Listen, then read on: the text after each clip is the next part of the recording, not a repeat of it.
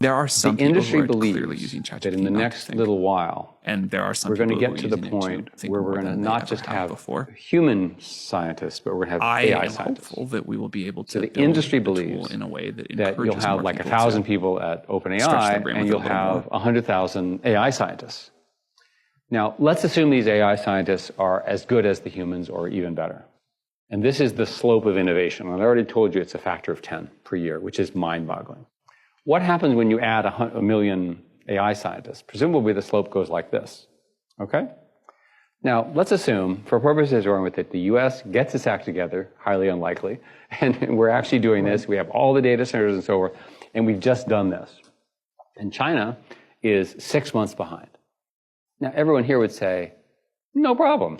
6 months, not very much. In network effect businesses, when the slope of growth is this, you never catch up, okay? So this means that when America gets to the point where something new that could completely destroy the country of China occurs, China would have a 6-month latency or more. Or vice versa. Or vice versa. And obviously it's vice versa. So the first thing you conclude is that America should win the race for superintelligence. That's kind of obvious. But the real question is, how do you manage the global partnerships? And one obvious thing to do is say, well, what would China, in the scenario where we're ahead, what is the first thing China would do? The first thing is that they would try to steal the intellectual property. The second thing that they would do is try to modify the weights. That's called an adversarial attack. That might work.